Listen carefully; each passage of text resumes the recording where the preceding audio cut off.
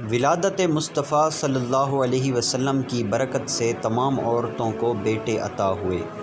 کیا فرماتے ہیں علماء دین و مفتیان شرع متین اس مسئلے کے بارے میں کہ جس سال حضور صلی اللہ علیہ وسلم کی ولادت باسعادت ہوئی، اس سال اللہ تعالیٰ نے دنیا کی تمام عورتوں کو بیٹے عطا فرمائے تھے؟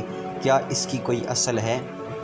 جواب: جی ہاں، جس سال حضور صلی اللہ تعالیٰ علیہ وسلم کی ولادت باسعادت ہوئی، اس سال اللہ تعالیٰ نے دنیا کی تمام عورتوں کو آپ صلی اللہ علیہ وسلم کی برکت سے بیٹے عطا فرمائے تھے، جیسے کہ المواہب اللدنیہ میں ہے۔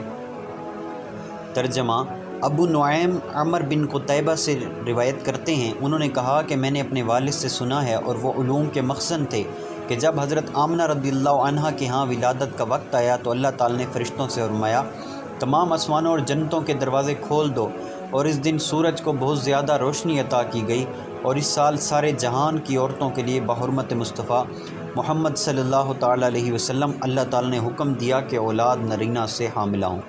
الخصائص الکبریٰ میں ہے۔ ترجمہ: اور اس سال سارے جہاں کی عورتوں کے لیے بحرمت مصطفیٰ محمد صلی اللہ تعالیٰ علیہ وسلم اللہ تعالیٰ نے حکم دیا کہ اولاد نرینہ سے حاملہ ہوں۔